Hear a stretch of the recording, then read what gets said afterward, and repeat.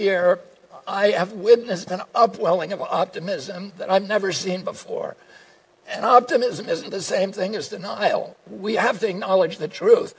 We do face a decaying infrastructure and record levels of suicide, depression, addiction, chronic disease. We do face an entrenched political corruption and an inequality of wealth not seen in a century.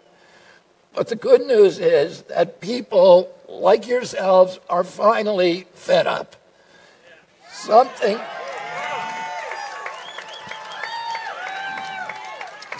is stirring in us that says it doesn't have to be this way.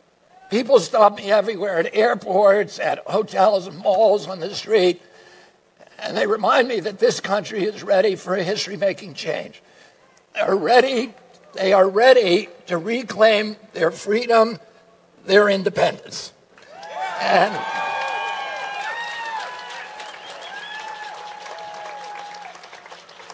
And that's why I'm here today. I'm here to declare myself an independent candidate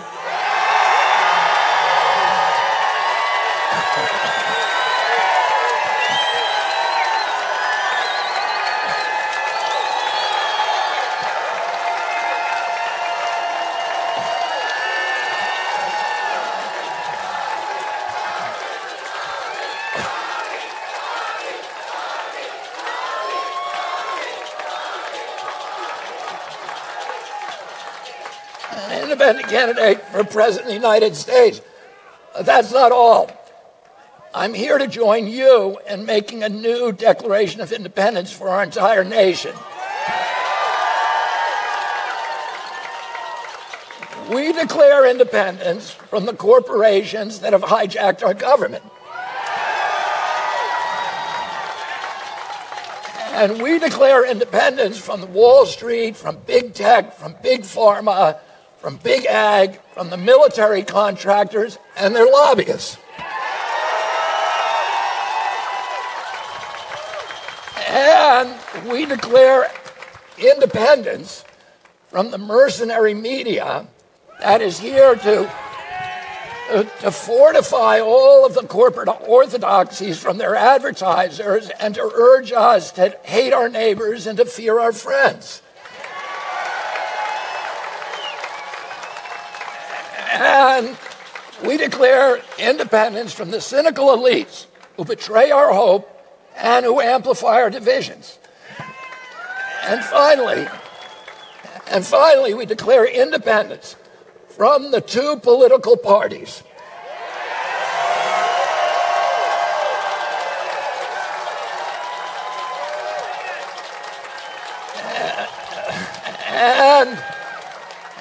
And the corrupt interests that dominate them and the entire rigged system of rancor, of rage, of corruption, of lies that has turned government officials into indentured servants for their corporate bosses.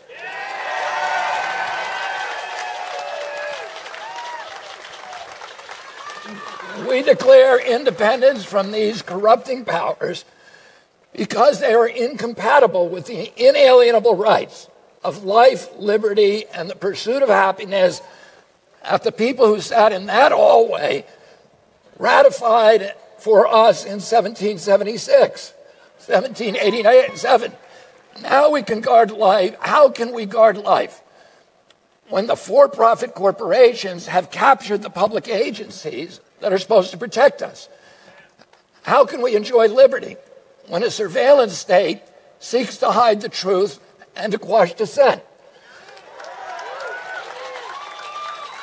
And how can we pursue happiness when debt and low wages imprison so many of our nation's families?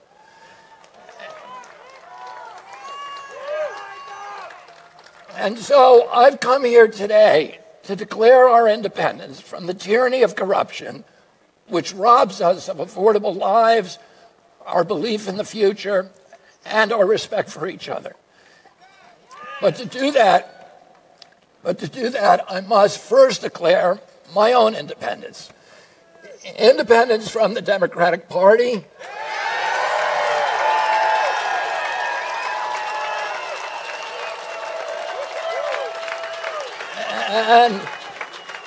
and from all other political parties.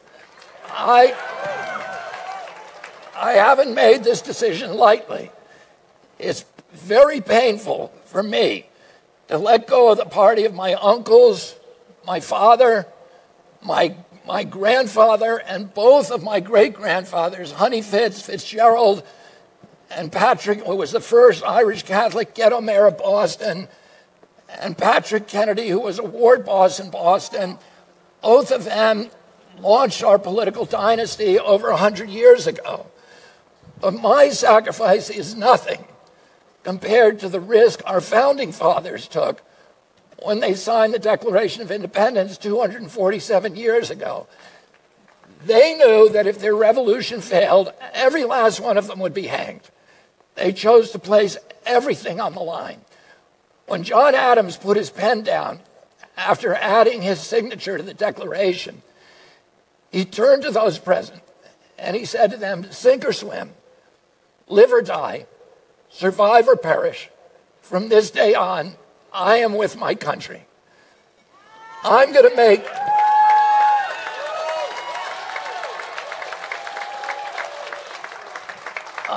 make that same pledge to you today so that I can stand before you as every leader should stand before you, free of partisan allegiance, free from the backroom deals, servant only to my conscience, to my Creator, and to you.